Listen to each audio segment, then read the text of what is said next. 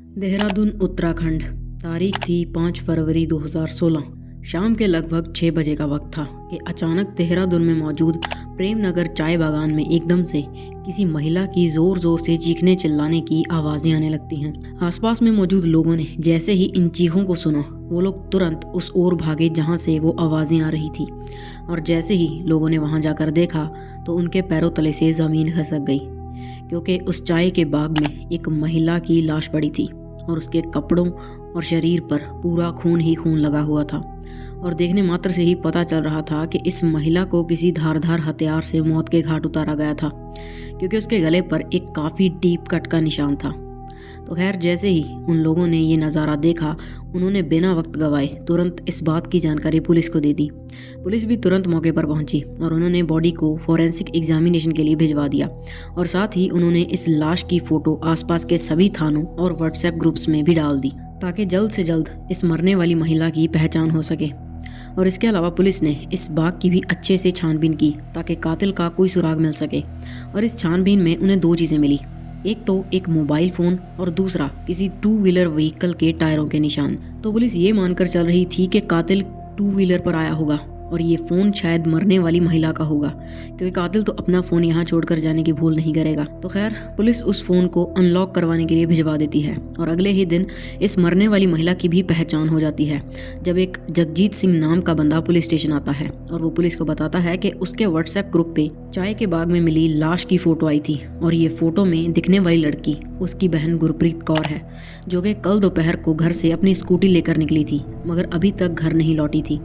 जिसके बाद police sure हो जाती है कि मरने वाली महिला गुरप्रीत कौर ही थी। और जब वो इस आदमी से और पूछताछ करते हैं तो उन्हें पता चलता है कि गुरप्रीत कौर शादीशुदा थी और अपने पति गुरजीत सिंह के साथ और 8 साल के बेटे के साथ रहती थी। उसके पति गुरजीत सिंह एक बिजनेसमैन थे, जो कि अपने काम के सिलसिले में स्टेट से बाहर ही रहते थे, और गुरप्रीत और उसका बेटा अकेले ही देहरादून में रहते थे। पुलिस के पूछने पर उस आदमी ने यह भी बताया कि उसकी बहन और जीजा बहुत ही अच्छे लोग थे और उनका आपस में बहुत प्यार था और ना ही उनकी किसी से कोई दुश्मनी थी, जिस वजह से पुलिस को कातिल के बारे में पता लगाने में बहुत परेशानी हो रही थी। लेकिन उनकी ये सारी परेशानी तब खत्म हो गई जब गुरप्रीत का फ़ोन अनलॉक हो गया। मगर उससे भी पहले उन्हें उस चाय के बाग से कुछ ही दूरी पर एक स्कूटी खड़ी मिली और गुरप्रीत के भाई के अकॉर्डिंग ये गुरप्रीत की ही स्कूटी थी। तो इसका मतलब ये था कि उस दिन कातिल गुरप्रीत का कत्ल करने के बाद उसी की स्कूटी लेकर भागा था। तो खैर, गुरप्रीत का फ़ोन अनलॉक होते ही पुलिस इसे अच्छे से एनालाइज करने में जुट गई कि शायद इस फ़ोन में से उन्हें कुछ ऐसा सुराग मिल जाए जो उनके सवालों के जवाब दे सके कि आखिर गुरप्रीत उस शाम को उस चाय के बाग में क्या कर रही थी और उसके साथ ये सब किसने किया। अब पुलिस उसके फ़ोन की तलाशी ले ही रही होती है कि तभी उनका ध्यान गुरप्रीत के व्हाट्सएप में पड़े एक कॉन्टैक्ट पर जाता है। और ये कॉन्टैक्ट उन्हें काफ़ी अजीब लगता है, क्योंकि इस कॉन्टैक्ट नंबर पर जो डीपी लगी हुई थी उसमें गुरप्रीत कौर किसी अनजान लड़के के साथ नज़र आ रही थी। और जब उन्होंने इस कॉन्टैक्ट नंबर का व्हाट्सएप स्टेटस देखा तो पुलिस और भी चौंक गई, क्योंकि इस बंदे ने अपने स्टेटस में गुरप्रीत के बारे में काफ़ी बुरी बुरी बातें लिखी हुई थी, जो कि उसने 24 घंटे पहले ही लिखी थी। जिसके बाद पुलिस को इस आदमी पर शक हो जाता है कि हो ना हो इसका गुरप्रीत के कत्ल से कुछ न कुछ लेना देना तो ज़रूर है। जिसके बाद पुलिस ये डीपी में लगी फ़ोटो गुरप्रीत के भाई और पति को दिखाकर उनसे पूछने की कोशिश करती है कि डीपी में दिख रहा ये आदमी आखिर है कौन। गुरप्रीत का भाई और उसका पति पहले तो गुरप्रीत को किसी अनजान आदमी के साथ देखकर चौंक जाते हैं, मगर फिर गुरप्रीत कौर का पति गुरजीत सिंह पुलिस को बताता है कि आज से 5 साल पहले वो लोग रेस्ट कैंप में सुबोध कुमार नाम के एक व्यक्ति के यहाँ किराए पर रहते थे और अभी 2-3 महीने पहले ही वो लोग वहाँ से शिफ्ट हुए हैं। और ये फ़ोटो वाला जो लड़का है ये उसी सुबोध कुमार का छोटा बेटा आशीष है। ये बात पता चलते ही पुलिस तुरंत सुबोध कुमार के घर पहुँच जाती है, पर वहाँ जाकर उन्हें ये पता चलता है कि आशीष तो कल दोपहर से ही घर नहीं लौटा था।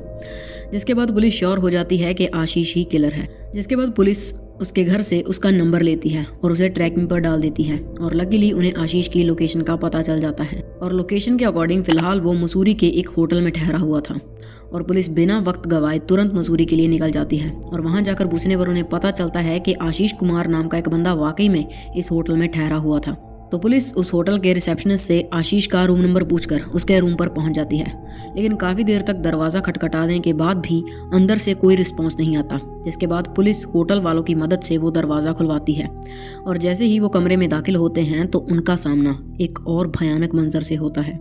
क्योंकि उस कमरे में आशीष तो मौजूद था, मगर उसी के साथ साथ पूरे बेड और फर्श पर बहुत सारा खून भी था। और ये खून आशीष का ही था, क्योंकि उसने अपनी नस काट ली थी। लेकिन पुलिस जब चेक करती है तो आशीष की सांसें चल रही होती हैं और वो लोग तुरंत उसे उठाकर हॉस्पिटल ले जाते हैं और उसकी जान बच जाती है। डॉक्टर्स ने पुलिस को बताया कि आशीष का लगभग आधा लीटर खून बह चुका था और अगर पुलिस उसे लाने में 5-10 मिनट भी और देर कर देती तो वो बच ना पाता। तो खैर, आशीष की हालत ठीक होने के बाद पुलिस उसे देहरादून ले आती है और उससे गुरप्रीत के मर्डर की इन्वेस्टिगेशन करना शुरू करती है और तब जाकर इस राज से पर्दा उठता है। तो बात ये थी कि 5 साल पहले गुरप्रीत और उसका पति आशीष के घर में किराए पर रहने के लिए गए थे और क्योंकि गुरप्रीत का पति मोस्ट ऑफ द टाइम घर से बाहर ही रहता था और आशीष भी कोई काम धंधा ना करने की वजह से पूरा दिन घर में ही पड़ा रहता था, तो इस वजह से गुरप्रीत और आशीष की आपस में दोस्ती हो गई और वो लोग अपना ज़्यादातर टाइम साथ में ही बिताने लगे और धीरे धीरे उनकी ये दोस्ती प्यार में बदल गई और गुरप्रीत और आशीष का अफेयर चालू हो गया और ये अफेयर 5 सालों तक चलता रहा। मगर फिर एक दिन उनके इस अफेयर का पता आशीष के पिता सुबोध कुमार को चल गया, जिसके बाद उन्होंने गुरप्रीत और उसके पति को कहीं और घर ढूंढने के लिए बोल दिया और उनके कहने के बाद ही गुरप्रीत और उसके पति ने उनका घर छोड़ा था और वो कहीं और जाकर रहने लगे थे। लेकिन आशीष और गुरप्रीत का मिलना अब भी बंद नहीं हुआ और आशीष अब गुरप्रीत से मिलने के लिए उसके नए किराए के घर पर जाने लगा था।